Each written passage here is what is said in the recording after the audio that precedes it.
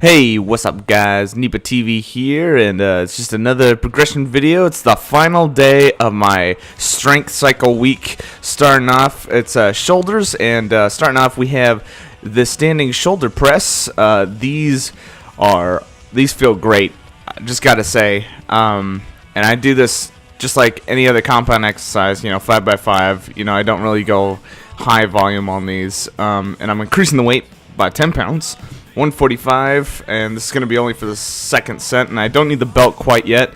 The thing is, with the standing military press, standing press, however you interpret it, I feel a lot of pressure in my upper back, not so much my lower back, but it's good to be careful not to overload on this, because you could actually get some pretty bad spinal injuries.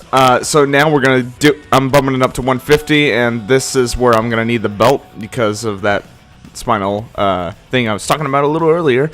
And these are getting harder. Notice how I'm getting slower.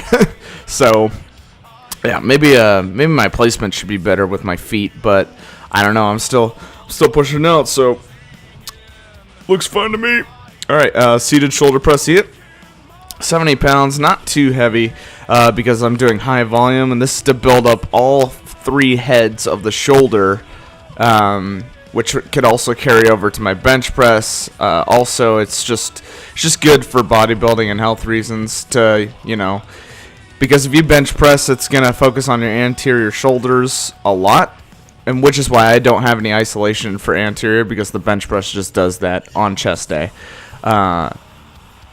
So yeah, I believe that was eight reps, and I take about a minute rest in between. Then we move on to the lateral raises. It's going to be focusing on the middle head of the shoulder, and I like to do high volume for this since it's pure isolation. With pure isolation, I like to do really high volume, like 15 to 20 reps, but this one's only 12 to 15 because that's the program I chose. And my form isn't super strict on the lateral raises. That's because I'm increasing the load to try to increase mass. I'm trying to stabilize my core as best I can. And I hit 15 there, so that's pretty dope.